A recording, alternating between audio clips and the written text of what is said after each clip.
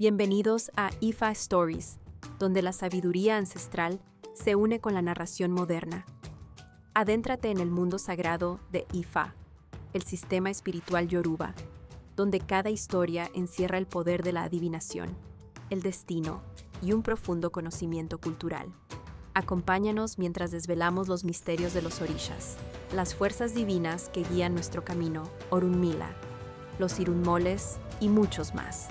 Cada historia es un puente entre el pasado y el presente, tejiendo lecciones atemporales que inspiran, iluminan y transforman. Abraza la sabiduría, honra la tradición y embárcate con nosotros en el corazón de Ifa.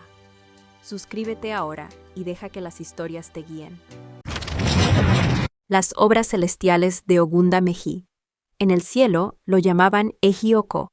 Él realizó una adivinación para el tigre con este canto: No sé mu oroko nijo to lo oko ode. Cuando el tigre estaba a punto de comenzar su cacería, le aconsejó al tigre que hiciera los siguientes sacrificios: ofrecer un macho cabrío a Esú y servir a Ifá con una gallina, pescado y una rata, para que pudiera cazar con éxito.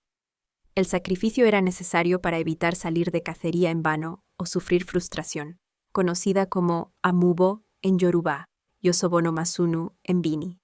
El tigre se negó a realizar el sacrificio. Al día siguiente, partió hacia el bosque para cazar. El tigre tenía dos peculiaridades. Primero, siempre que un objeto pesado cae detrás de él, huye instintivamente por el miedo. Segundo, cuando salta sobre un animal que ha matado, tiene prohibido comérselo. Al llegar al bosque, vio un antílope y lo mató después de beber su sangre. Tan pronto como dejó caer el antílope al suelo, escuchó el sonido de una rama cayendo detrás de él. Asustado, saltó por encima del antílope y lo abandonó de inmediato. Luego mató un antílope negro, conocido como Edu en Yoruba, Yogonziran en Bini. Una vez más, un racimo pesado de frutas maduras cayó de un árbol detrás de él, y él saltó sobre la presa, dejándola atrás.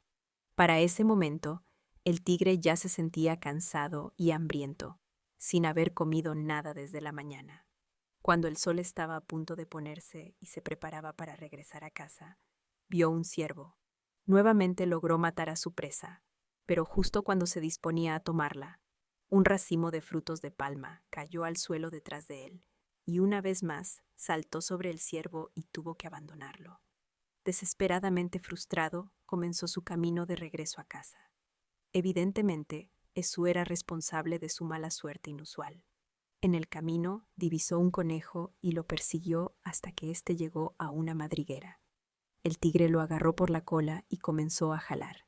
Pero el conejo clavó sus garras con tanta fuerza en las paredes de la madriguera que el tigre solo logró arrancar la piel blanca de la punta de su cola. Finalmente, el conejo escapó hacia la seguridad de su guarida. Por eso la parte inferior de la cola del conejo ha sido blanca hasta el día de hoy, lo cual lo distingue de otros mamíferos de su tamaño. Este último incidente llevó al tigre a hacer la conexión entre su negativa a realizar el sacrificio y su expedición de caza fallida. Al llegar a casa, narró su aventura infructuosa. Para verificar la veracidad de su historia, un grupo de búsqueda entró al bosque y en efecto encontró y trajo de regreso a los 3 animales que el tigre había matado. Los animales fueron llevados ante Ogunda Meji. Entonces el tigre fue a verlo para realizar los sacrificios. Después de cumplir con los sacrificios, el tigre regresó al bosque al día siguiente y mató un ciervo, que llevó a casa sin incidentes. A partir de entonces, el tigre se convirtió en un cazador hábil y fue a expresar su gratitud a Ogunda Meji.